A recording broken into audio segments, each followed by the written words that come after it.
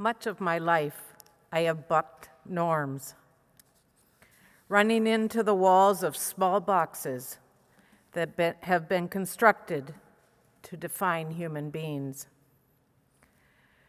Boxes that limit life forces that are alive and fluid, and denying the use of gifts and talents because they don't belong in one's assigned box.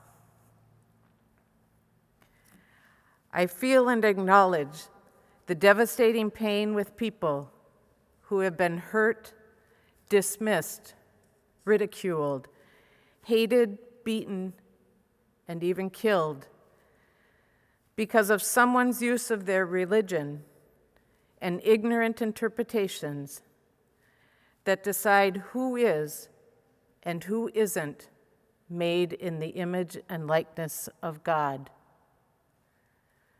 A God made in their image. Being the third child and the third girl born into my family, I can imagine that already in the womb, I was hearing voices say to my dad, "Joe, maybe this time you'll get your boy." I can imagine that as an infant, I would hear comments like, "Maybe next time you'll get your boy." I can imagine that the next time, that as a toddler, I would hear people congratulating him that he finally got his boy, a brother I love very much.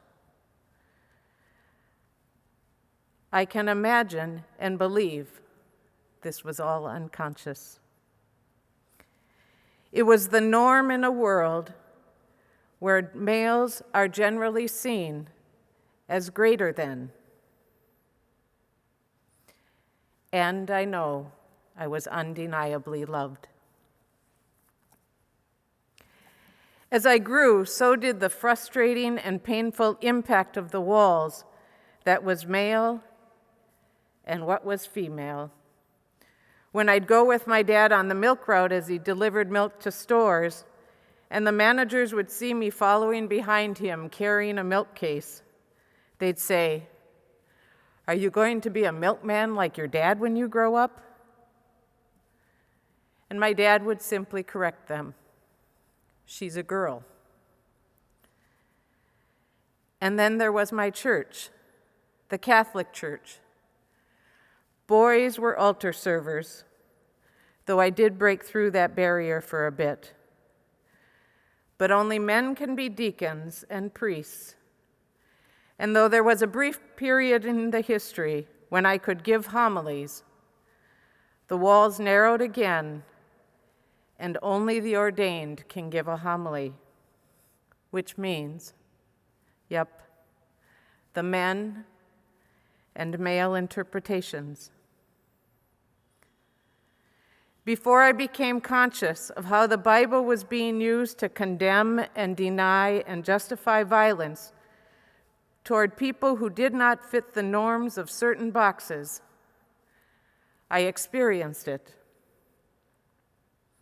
I felt the pain inside every time something that was my nature was deemed outside the norm or not permitted because it didn't fit in the pink box boldly lettered female. I have cried my share of tears. I have resisted and challenged. Yet the older I got and the harsher the definitions and the judgments became in the church and in society, the more cautious and private I became. In many circumstances, I would say to myself, I'm not going to throw my pearls to the swine and risk them being trampled. I feared rejection and judgment. I felt and feel resistance that having to place myself inside or outside any box with limited or limiting definitions. Those around me know I just want to be Carmen. No titles, no hard-defined roles, or firmly walled boxes. Though there was an innate resistance and determination I seemed to be born with to navigate this world, through much of my life, I felt a kind of aloneness. In the midst of a family and a community where I was loved and nurtured and provided for, there was a part of myself that I had to raise up alone and find an inner mentorship for. There was a kind of incongruency as I was loud and gregarious and a not-so-quiet life force from the start. While at the same time, I held certain pearls quietly and silently close to my heart. I wasn't always aware of the thirsty and alone places within me until I felt the rush of deep joy and gratitude and a tremendous relief run through my veins when I would encounter groups like Dignity USA, a Catholic organization whose mission is, in quotes, to work for respect and justice for people of all sexual orientations, genders, and gender identities in the Catholic Church and in the world. Just the awareness alone that there were companions along the road who were working out loud gave me hope for a world that I longed for, along with Jesus, that all may have life and have it to the full. I would feel the same depth of emotion when I heard Indigenous communities speak of two-spirit people, or when I came across the video titled, "The Bible Tells Me So," when Christian families and pastors challenged the way scripture passages were being used to condemn and destroy lives and tear up families. Or when I came to San Francisco, and when I came to know this community that says out loud that we need to stand on the side of love.